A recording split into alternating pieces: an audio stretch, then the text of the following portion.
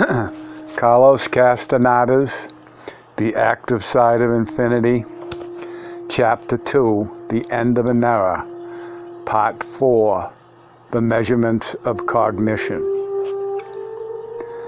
The end of an era was for Don Juan an accurate description of a process that shamans go through in dismantling the structure of the world they know in order to replace it with another way of understanding the world around them. Don Juan Mateus, a teacher, endeavored from the very instant we met to introduce me to the cognitive world of the shamans of ancient Mexico.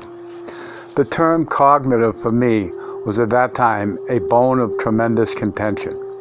I understood it as the process by which we recognize the world around us. Certain things fall within the realm of that process and are easily recognized by us. Other things don't, and remain therefore as oddities, things for which we have no adequate comprehension. Don Juan maintained from the start of our association that the world of the sorcerers of ancient Mexico was different from ours, not in a shallow way, but different in the way in which the process of cognition was arranged. He maintained that in our world, our cognition requires the interpretation of sensory data. He said that the universe is composed of an infinite number of energy fields that exist in the universe at large as luminous filaments. Those luminous filaments act on man as an organism. The response of the organism is to turn those energy fields into sensory data. Sensory data is then interpreted, and that interpretation becomes our cognitive system. My understanding of cognition forced me to believe that it is a universal process. A language is a universal process. There is a different syntax for every language, as there must be a slightly different arrangement for every system of interpretation in the world. Don Juan's assertion, however, that the shamans of ancient Mexico had a different cognitive system was for me equivalent to saying that they had a different way of communicating that had nothing to do with language. What I desperately wanted him to say was that their different cognitive system was the equivalent of having a different language, but that it was a language nonetheless. The end of an era meant to Don Juan that the units of a foreign cognition were beginning to take hold. The units of my normal cognition, no matter how pleasant and rewarding they were for me, were beginning to fade. A grave moment in the life of a man. But perhaps my most cherished unit was my academic life. Anything that threatened it was a threat to my very core of my being, especially if the attack was veiled, unnoticed. It happened with a professor in whom I had put all my trust, Professor Lorca. I had enrolled in Professor Lorca's course on cognition because he was recommended to me as one of the most brilliant academics in existence. Professor Lorca was rather handsome, with blonde hair nearly combed to the side. His forehead was smooth, wrinkle-free, giving the appearance of someone who had never had a worry in his life. His clothes were extremely well tailored. He didn't wear a tie, a feature that gave him a boyish look. He would put on a tie only to face important people. On my memorable first class with Professor Lorca, I was bewildered and nervous at seeing how he paced back and forth for minutes that stretched themselves into an eternity for me. Professor Lorca kept on moving his chin, clenching his lips up and down, adding immensities to the tension he was generating in that closed-window, stuffy room. Suddenly he stopped walking. He stood in the center of the room, a few feet from where I was sitting, and banging a carefully rolled newspaper on the podium, he began to talk. "It will never be known," he began.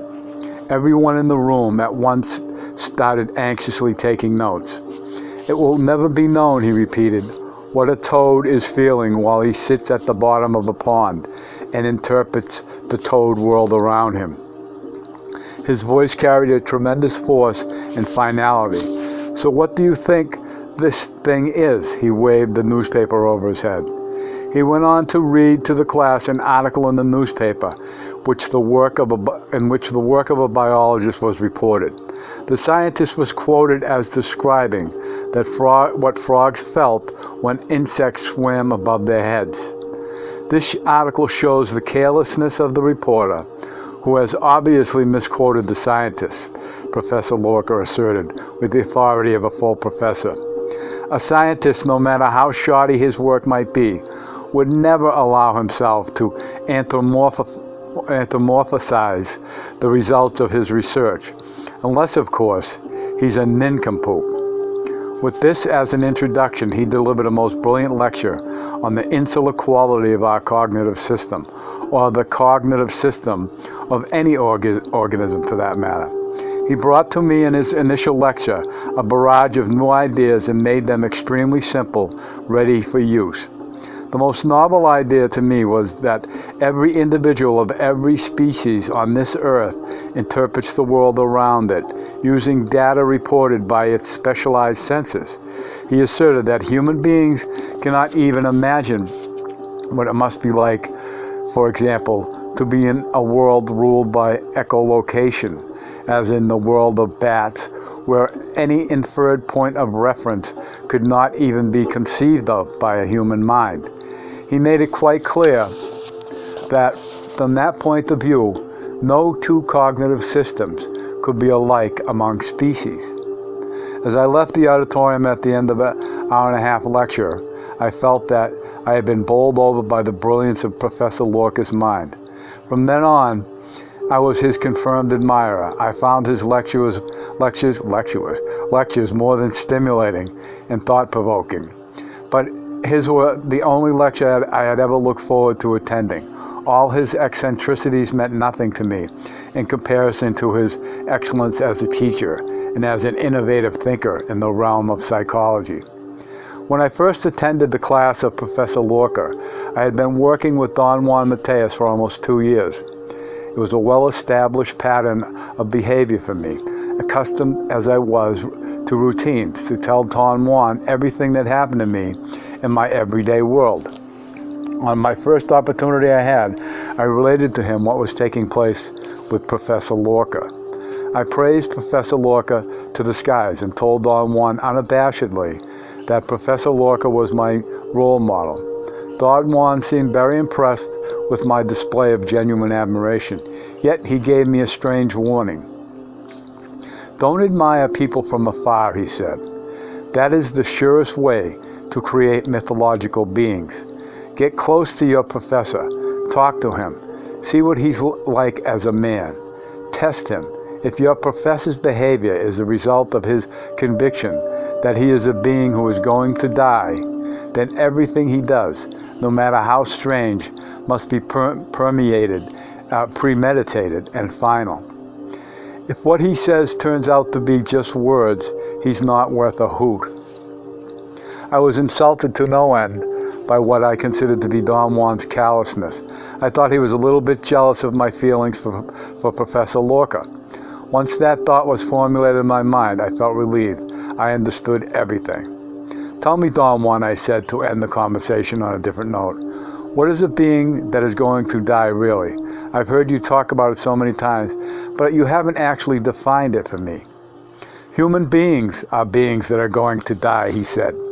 "Sorcerers firmly maintain that the only way to have a grip on our world and on what we do in it is by fully accepting that we are beings on the way to dying.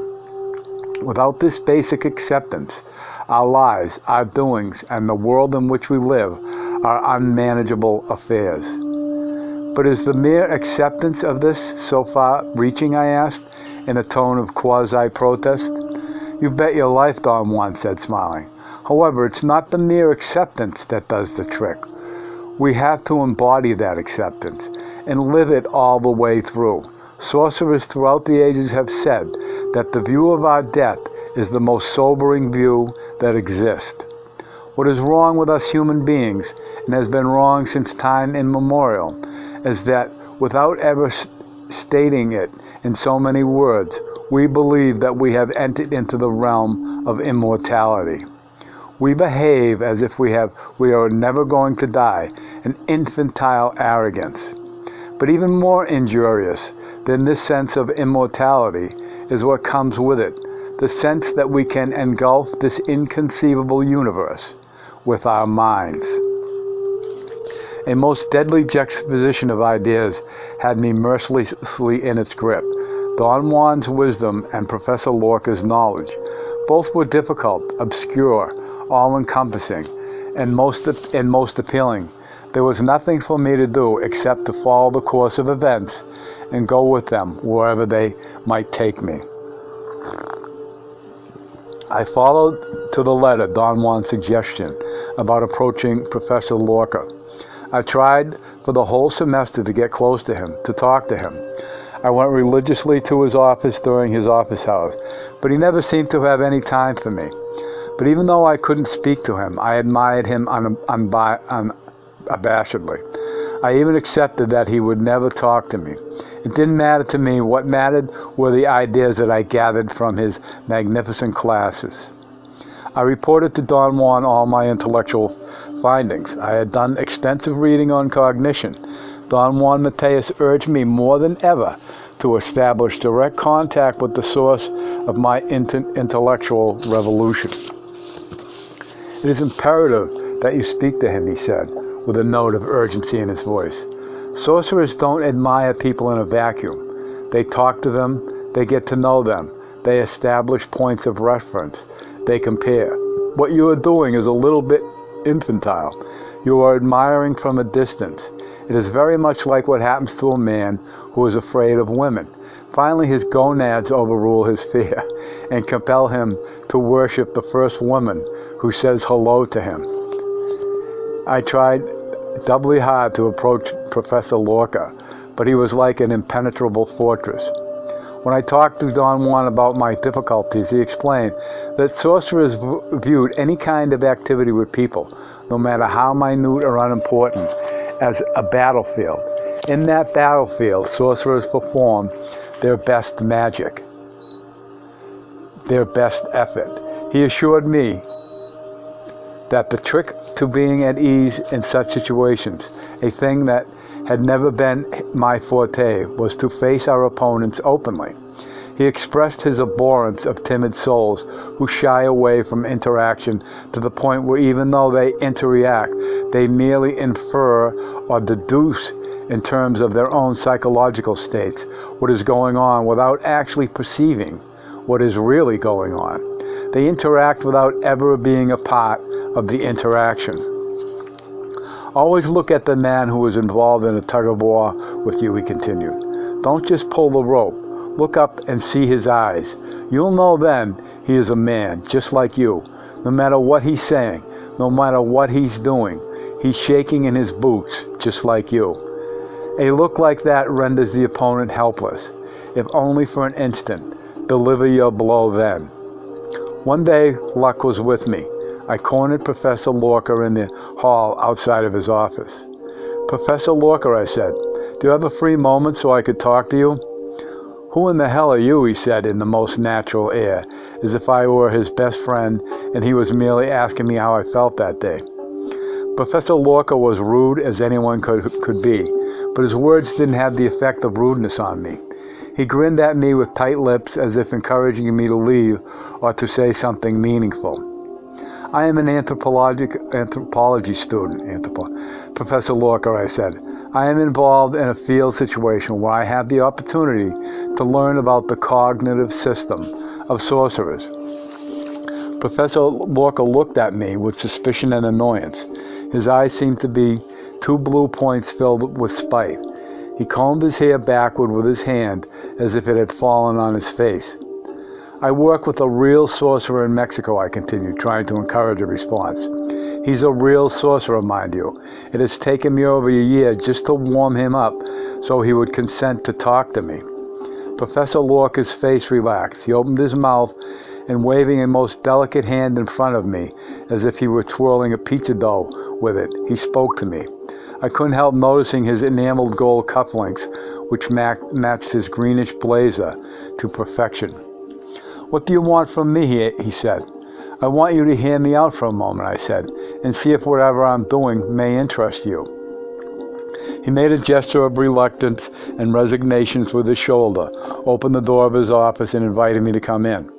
I knew that I had no time at all to waste, and I gave him a very direct description of my field situation. I told him that I was being taught procedures that had nothing to do with what I had found in the anthropological literature about shamanism. He moved his lips for a moment without saying a word.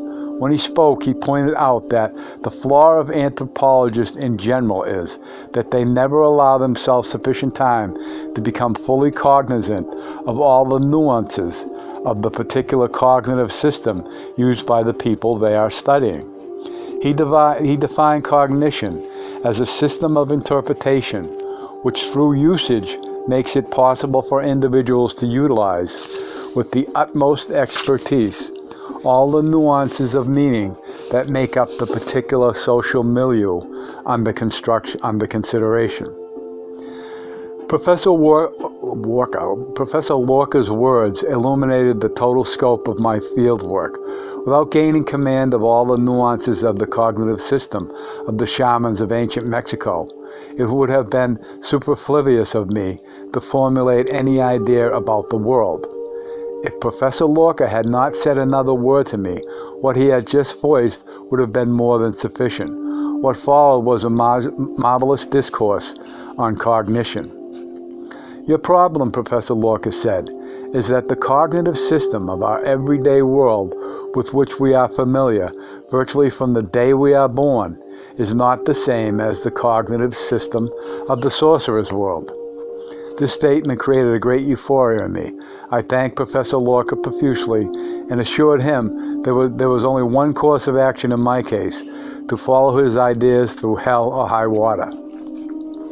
"What I have told you, of course, is general knowledge," he said as he ushered me out of his office. "Anyone who reads is aware of what I have been telling you." We parted almost friends. My account to Don Juan of my success in approaching Professor Lorca was met with a strange reaction. Don Juan seemed on the one hand to be elated and on the other concerned. "I have the feeling that your professor is not quite what he claims to be," he said.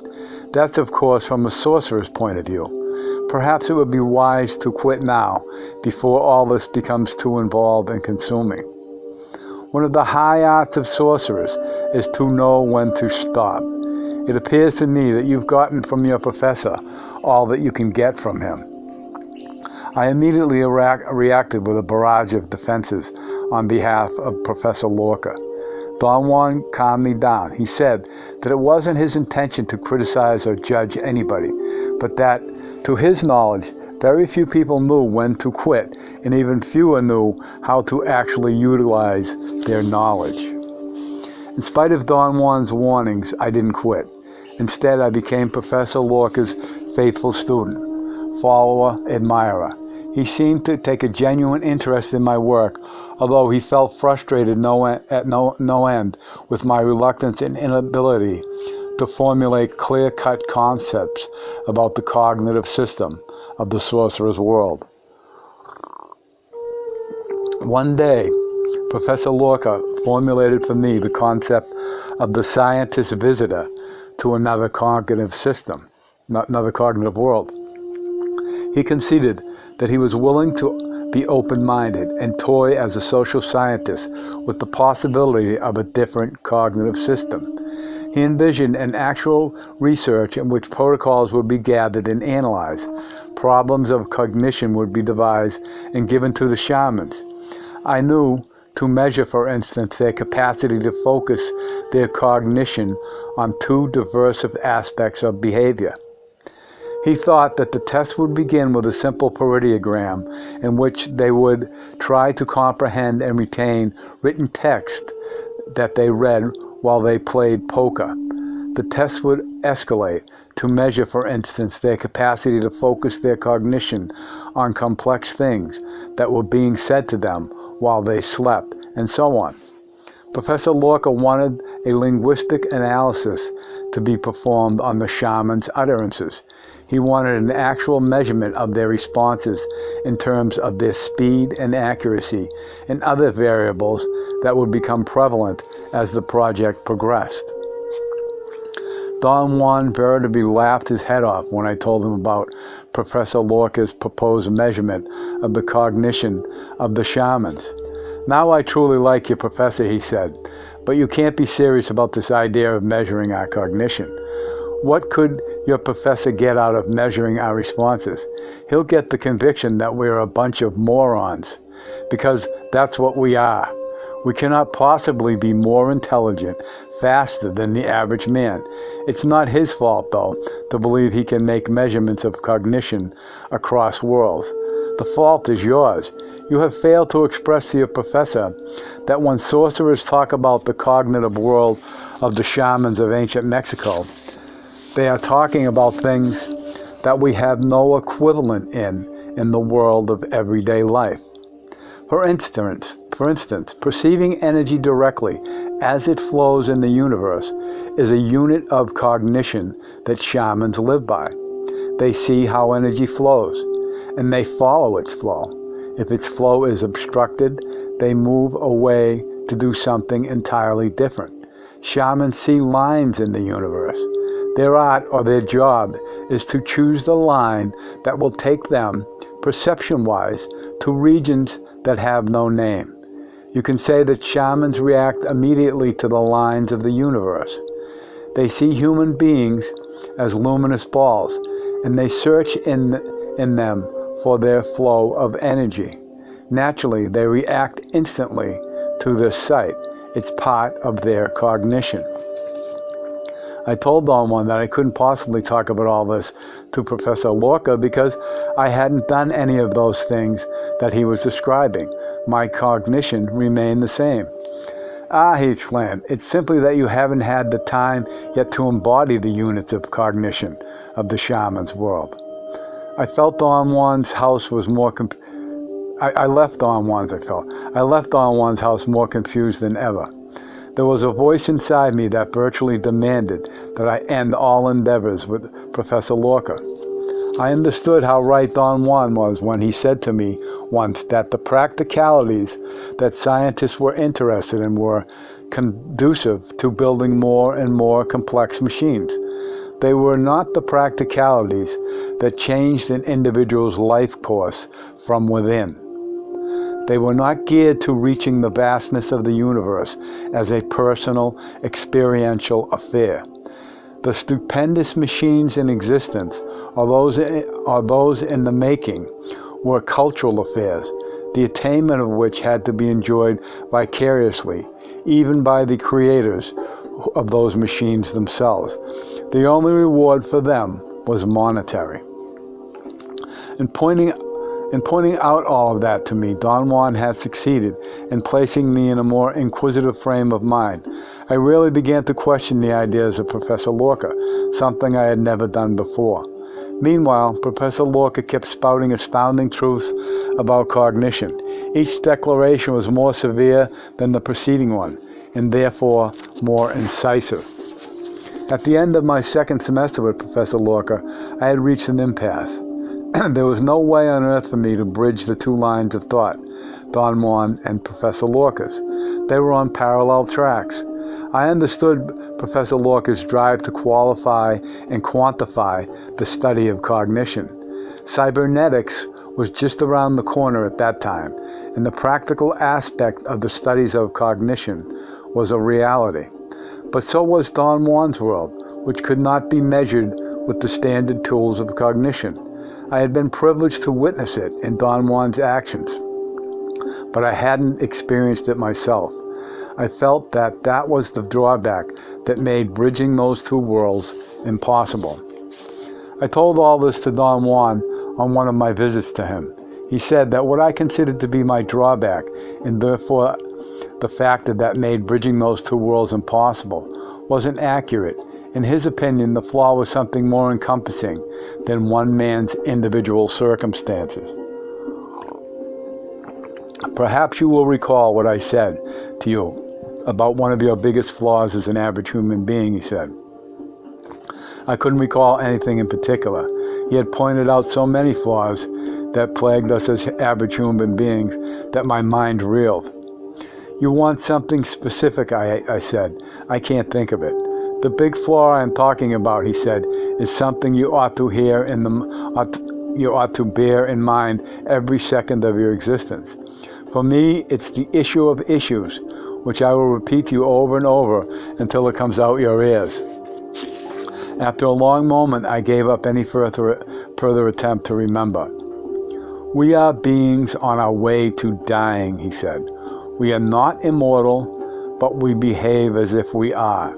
This is the flaw that brings us down as individuals and will bring us down as a species someday. Don Juan stated that the sorcerer's advantage over their average fellow men is that sorcerers know that they are beings on their way to dying and that they don't let themselves deviate from that knowledge. He emphasized that an enormous